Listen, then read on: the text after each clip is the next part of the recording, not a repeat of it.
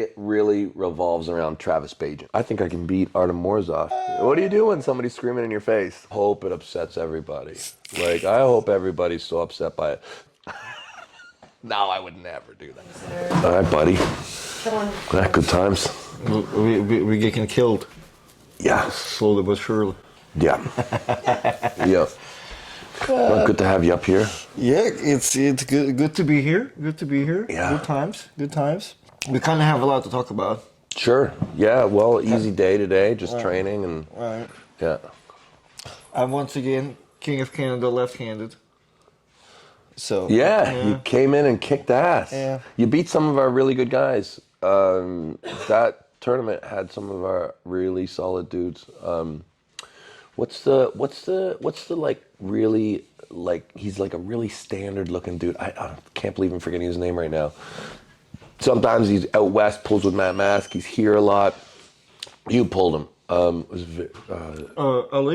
Hamadeh? No, not him. Was he there? He was not there. No. Victor. How'd you do with Victor? No problem? Victor beat me once and then I beat him in the B-side. Victor's really good. He got beat by the guy that took second to me. Conrad Russell? Yeah. I think him and Victor got into something. And then I ended up kind of beating him. Well, Conrad's strong. And Victor is getting there. I remember Victor came up to bottom 8 for the first time. That was like his initial time. And Victor's great. And he after that, he stuck to it, sure. Yeah, good athlete. Yeah, for sure. And I kind of was expecting, like, I think, I was not sure, I never pulled Conrad before, but Victor gave me problems before, so I knew, like, if you're not in a good shape, like Victor is a bad time. So that's exactly what happened. So he was a little bit of a bad time for me. There was a kid that you pulled there. Also, I thought, well, you're gonna have a hard time with, and you smoked him. When you came there, yeah. Dude, he felt. Oh, yeah, he felt good. Like I feel like if you switch him and Victor sides, I will probably lose to him as well. Because like it's just like really, Yeah. Oh, I was a little fragile. Congratulations. Well, thank you, sir. Yeah. I'm gonna attempt. I was thinking about leaving you the bison, but I think I'm gonna attempt on bringing it back home. Yeah, bring it back. Yeah. I mean, I usually try not to, but it's a good trophy. It's a really, and I was telling people, I'm like, I don't think I can do anything today because I was just not really playing it on that. However, I really wanted to compete at Ottawa Open like a year before. Just didn't really work out. So now I'm owed to actually come here in a proper shape and pull Well, I mean, you class. pulled your. Like, we pulled a ton the day before. We had a good time. I was hurting. You went into the event definitely not in prime shape. Not prime Dennis shape. No. Yeah. So I am owed to a good comeback in a proper shape and see what I can really do. So, but yeah, it wasn't too bad. But all right, enough about me. We have questions to you, Devon. When did it start? When you say it, I'm assuming you're responding. You're asking about like my downward spiral into my villain arc. I think we're on the same page. Yeah. So, I'll say that it really revolves around Travis Bajan. Does it? I think so. Oh my goodness. Well, I think it does. Okay. I think it does because. Look, we are all our own people. Like, I certainly have the ability to trash talk, and I certainly have the ability to talk shit, and and I always have, to some degree. Like you can go back, like my whole career, I've been, pushing, but the problem happened in WAL, the year, what was it, 2018. Right, when WL came back. Okay. Super match format. And Travis didn't sign. Okay, so whether I was already on the arc beforehand, I don't think I really was. Like when you look at WAL tournament series, like I was a vocal guy, like, but not really the same as what is going on now. For sure. I think that what happened at first was out of a response of missing Travis. Okay. I think that that's how it started. I think that, Travis was probably playing the role of the biggest antagonist or biggest visible heel in our sport, in the WAL North America. I don't think many people would argue that. Like he was the guy. He'd come up, he'd say it before the event. A little bit against the grain. Taking up the oxygen in the room. For sure. Just being dominant. Yeah, being dominant. And like I immediately, being a competitor of Travis and watching Travis, I saw the value in that very early, and I also recognized the value of you don't necessarily need two of those guys, but you certainly need one. For sure. You certainly need one. And with Travis's absence, I felt like something was missing in the league. And I felt that I could probably just go a little bit more that way. Just a little bit more of an agitator. Not like I'm not trying to be Travis. I'm trying to fill the role that the void that Travis was leaving behind. And I knew that it required someone to be the enemy, someone to be the bad guy, someone to push things to a point of uncomfortability,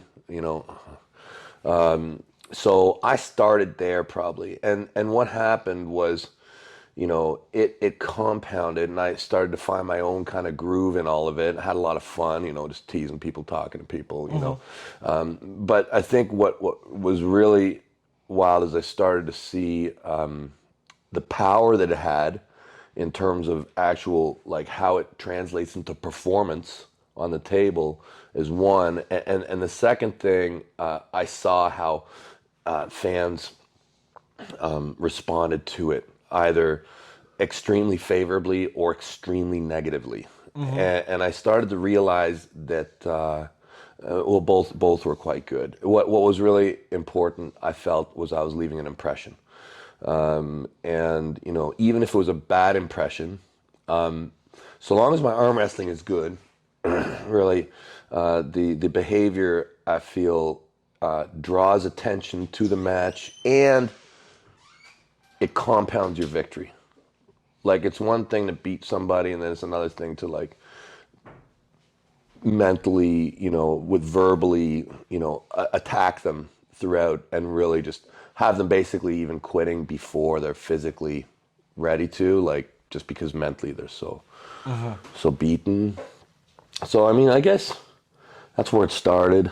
Okay, so if it started there, then where is there a choice on how do you really like go about it every single time? What's your consideration? Because like you're saying, so it's basically we get inspired by Travis, but it's not exactly the same, right? It's different. Basically, Travis Different category. Travis was an agitator. Travis was a heel. Okay, when you talk about like definitions in combative sports, Travis played that role, and just like that role was void. So I tried to fill that void in my own way. Okay. Travis is great, really great, and I try and copy athletes. I try and copy every single athlete that there is. Like every single athlete that arm wrestles, I've watched and I've tempted to copy some of the great things that they do. Even your silly stuff that you do, I try and copy it. Oh, I'm honored, sir. I'm honored. No, but you know what I mean. Like I'm watching everybody. Right. Okay. And I'd say that that was probably the start. But it takes a life of its own. Once you accept a certain role, and then you start to see the value in it, like from the inside, as opposed to like someone watching. And when you see it from the inside, it's a slightly different perspective. I got you. So yeah, I guess that's what I'm trying to ask. Like now, like what's your route now? Like now, like every time you pick a match, like you kind of doubling down more like on the villain side of things, but you taking it more where there's obviously some wit and funny in there, but you're like really going for like the aggressive warrior side of things. So we're out there like pushing out to everybody. Like you'll push the corner, you'll push your Yeah. opponent, and everybody. Yeah. Well, we're all different, right? So that's how it expresses in me. Like when I push and I agitate. So I do try and understand my opponent as well as I can, and it's not the same for everyone. Like not every psychological attack or strategy is the same for every person. I mean, the last few have been relatively easier because of experience and age. We had Chance, which is really just a fun match. That was a fun match that came about, and obviously I'm going to give it a chance. He's a kid, right? Really talented kid, but still he's to me he's a bit, and I can kind of use that approach like I'm the senior, Right. Leonidas, same kind of thing. It was easy, like just super senior, so I can just compound my dominance. With even with Petrenko, age played in my favor. Like he's young, and there's all sorts of things where he probably doesn't want to disrespect me. He probably, Right. so he's gonna avoid it, and I'm not. So then it just makes it really awkward for him. Right. Yeah. Puts him in a really awkward place, a really weird place that,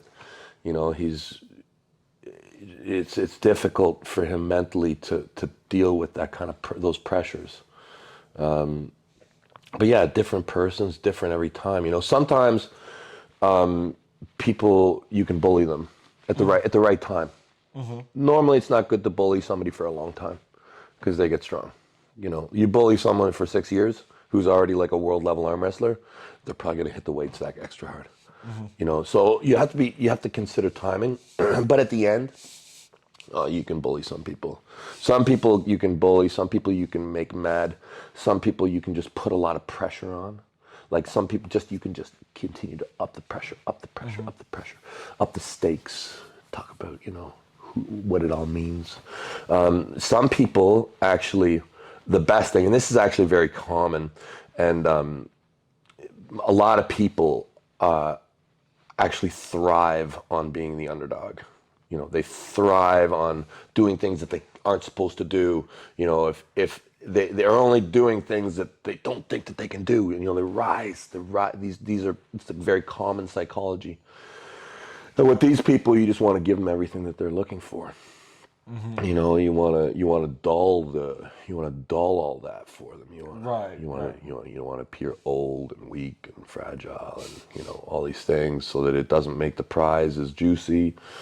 And it's just little things. Yeah. But mostly it's about screaming in somebody's face. When a lot of people aren't willing to do that. What do you do when somebody's screaming in your face? What do you do? Do you punch them? Do you take it? Do you talk back? Do you talk back on their language? Yeah. I love it now. I think that it can be very powerful. I've just witnessed it. Like I know what reputation alone how it can affect technique. Like if you put a blindfold on some people and had no idea, some people would probably pull better, against any number of people. But you're facing John Brzezinski, you're like, I'm not even going to try and top roll this guy. I'm going to go right in the hook. Well, you should have tried the top roll, or whatever. Like going against Travis of old. I'm not even going to try and hit this guy. I'm just going to try and catch. Like and these are things where someone's reputation has affected your technique or preparation, or a guy like Levon. You got a match with Levon coming up. I'm not even going to try and get stronger with him. I'm just going to work endurance. Mistake. Like so you can shift people, you can shape people. And thinking about that and working with that knowledge can help you. Yeah, for sure. Yeah. All of those. Well, in a referee standpoint, like what we call Tanzila effect, right? You can do a lot of things once you're a little bit more famous, and you get things you get away with, for sure. I'm just all about winning, buddy. For sure. Anything I can do to win, Okay. I'm doing it. Right. Yeah. And I don't care what people say or think, really, I really don't. Right. Like really, a lot of people are like, but aren't you? I'm really not. Gotcha. I just want to win, and that will be my judge. The referees will be my judge. The league will be my judge. Whether or not I'm successful on the table and people are watching and the metrics look good, these are my judges. You know. Right. Well, I think I don't know if I mentioned, but like there's a in 48 Laws of Power in the book. I think one of the laws I think it concludes in the emotions don't really matter. What matters is the result. Result is super important. That's kind of where we're at. Result is why we're doing it. So We are doing this activity to obtain a result. There is no one in the sport who is seeking loss. That's why, like I hear, that's a funny statement for me. Like it's kind of echoed around the arm wrestling culture a little bit because a really cool guy said it. Todd Hutchings, super cool guy. I love Todd Hutchings, okay? I'm a big fan of Todd. Everything Todd does, I watch it, and I'm like, yeah, smart guy. Really smart guy. But I don't agree with everything Todd Hutchings does. One of the things I disagree is this statement, excellence over victory. And I've failed to understand what he means by it. But when I hear that, right away, I got a million flags going off in my head. I'm like, no. There's everything wrong with that statement. Maybe I don't understand it.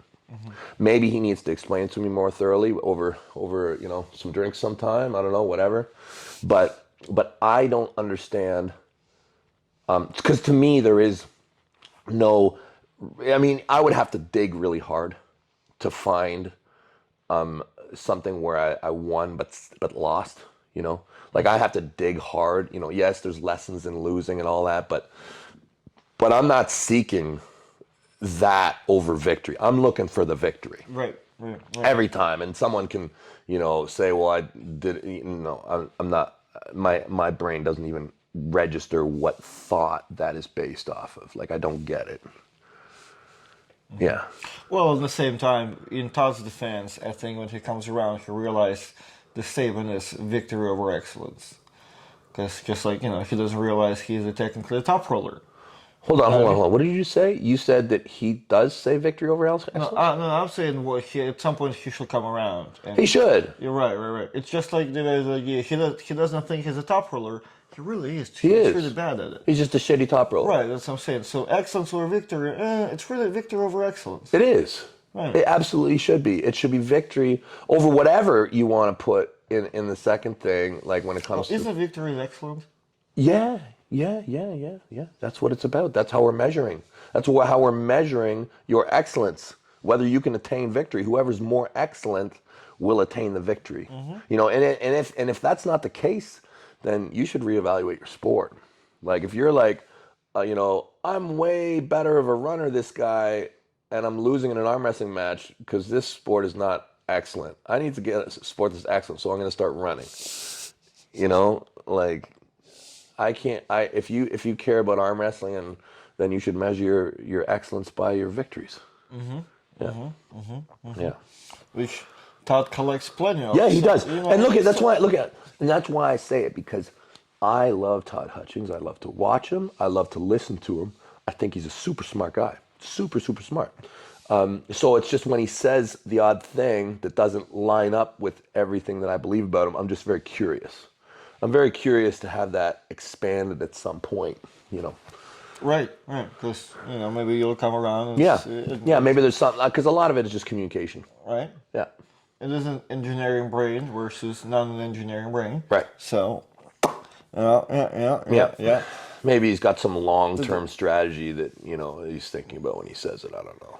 Yeah. Right, and we're not lining up there for sure. Because every time you look at Todd arguing with people, it's really just the same argument. Like, they're kind of agreeing with each other. They just can't really line it up in the same wording to where they can agree with it. That's very common with a lot of arguments. Yeah. You kind of agree with each other, but you just cannot, put it in the same language that you're both speaking of. Yeah. All right, so with you doing what you're doing, do you regret doing or being Like, is there regret? There's maybe less fun sometimes if there were more villain stuff, or people getting upset, or like, is your ideal image is to be more on the funnier side, or you're willing to go full full villain cycle, to where like you don't really care if it's funny or not, like Yeah, I don't care. just I don't care bully all the as long way. as I don't get fouled out. Like I don't want to lose matches based Okay. off my behavior, and that's the thing that I'm always asking people. Like people accuse me of this and that, and I'm just like, show me the foul, show me the foul. If my behavior started to land me into foul trouble, well then I'll probably correct it. But I really don't. Look, I'm like I said before, I'm concerned with victory. The way people see me, I'm not worried about anything that I've done or said. For the most part. For the most part. Obviously, there's exceptions to everything. I mean, I have obviously done some things I'm not proud of, but they don't really have that much to do with arm wrestling. The the thing that I try to, show is that I'm very capable of being in match mode and being on what I call a certain frequency. You know, like when I'm in that place leading up to in the match, and hopefully I turn it off as soon as after. But I'm totally willing to get down in any number of ways. I'm not gonna. I know where the behavior lines are. I will typically not, in my opinion, I won't cross a lot of lines initially, but I am absolutely willing to escalate with anyone during that time period. And I think that you'll see for the most part, I don't walk around like that, like outside of matches.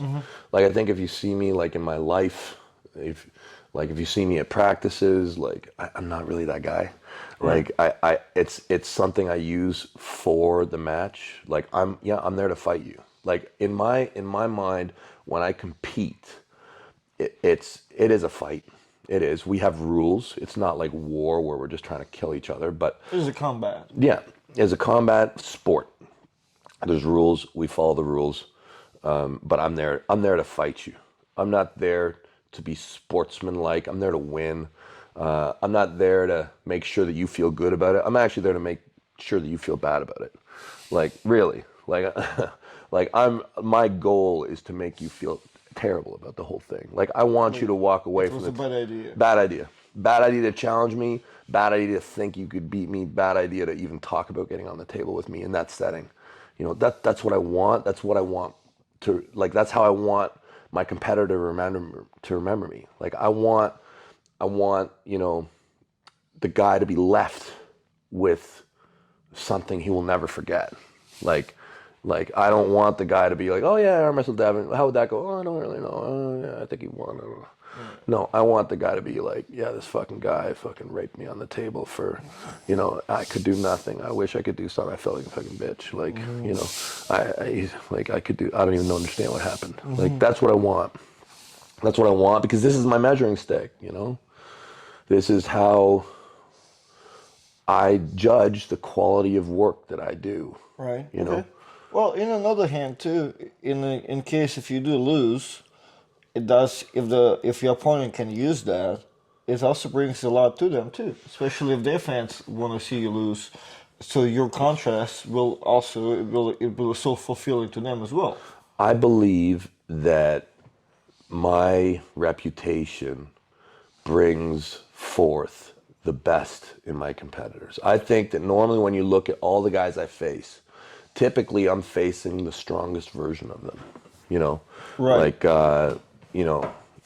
Prime Dennis. Never mind. We won't talk about Dennis. But typically, They'll prime Dennis. right? I mean, Prime Dennis did come ready for me. Right. He did. But guys come ready for me because they know that and people put more chips on the table. Like there's more chips on the table when you pull me than it is with a different guy. Like I just the amount of hype I'll build, the amount of tension I'll bring in the match. So yeah, it ups the stakes for all of us, which makes it more exciting. Like I could have a small victory where I was silent, didn't promote, never said shit, but it would be less. Yeah, for Be sure. less. A lot. Not everybody is willing to expose themselves to hatred. For sure. Well, Not everybody can stomach it. I remember when I was young, like I remember 2008. Up till 2008, nobody said a bad thing about me. I was the nicest guy. I shook your hand. I, I was very sportsman-like all the time. Yeah, I had a streak to me, but I was a sportsman-like guy. And I started to receive hate after beating John. I was like, what is this? I'm like, this.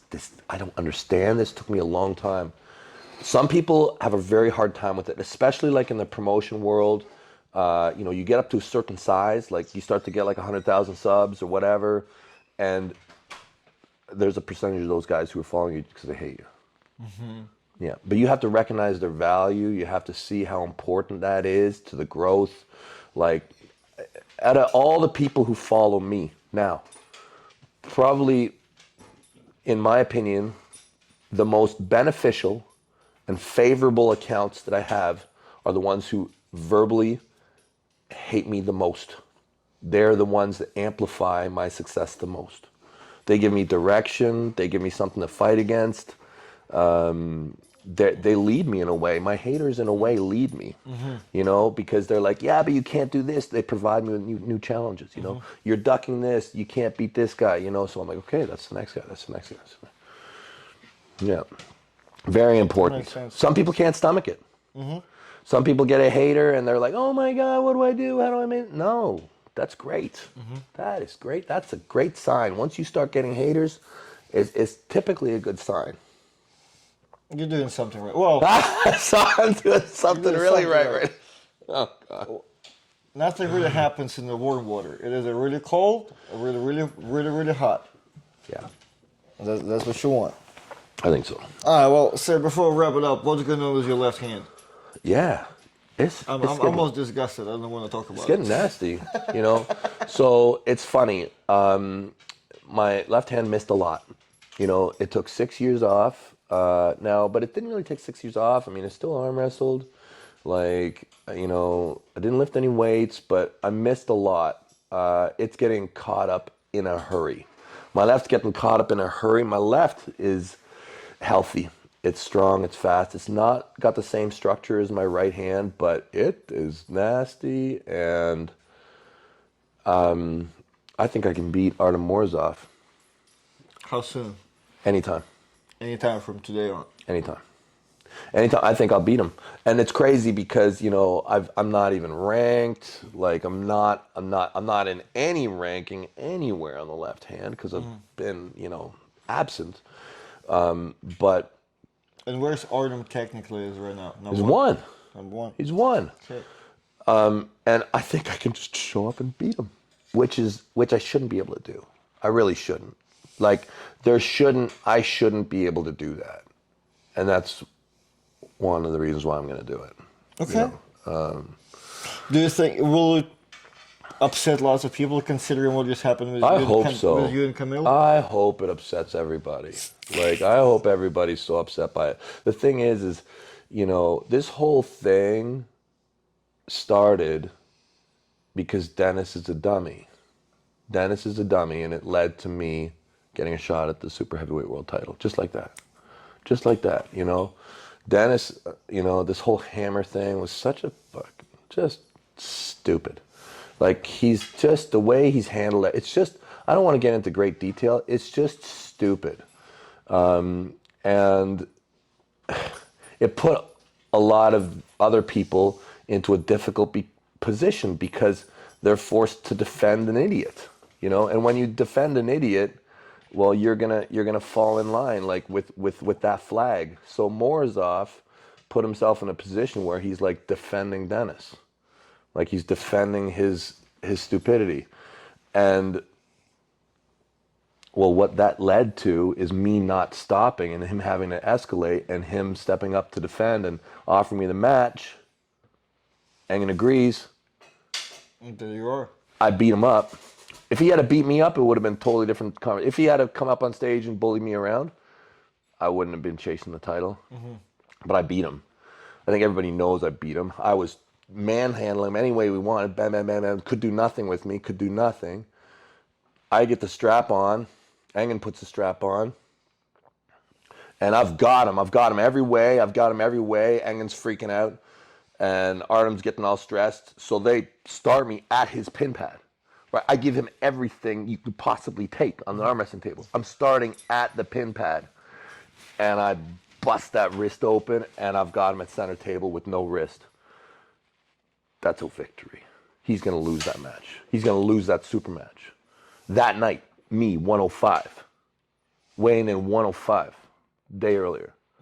And you let me get fat, and you let me keep training. My left hand is catching up fast. I'll be stronger. Every day that goes by, he better pull me on the 14th. I go to Atlantic City, I'll bust him.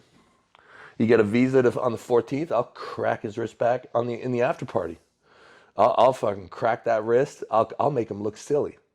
He put me on the main stage. Put me on the main stage any time, because I'm only going one way. I will beat him. I will make him look silly. I will get my 4th crown. Isn't that crazy? I'll get my 4th crown in a super heavyweight division. I'll get the hammer again. I'll stamp my name on that freaking hammer before I hand it to Vitali. I'll melt down the Infinity Gauntlet. I'll put inside the hammer. No, I would never do that. I would never do such. Ah, man. I would never do such a thing. I can be trusted with all the hardware. Don't worry about me. Don't worry about me. I would never. You will never touch a I console would like that. never do that. That's terrible. That would solve the problem, huh? That'd solve the problem. Yeah. Well, Devon, thank you for this interview.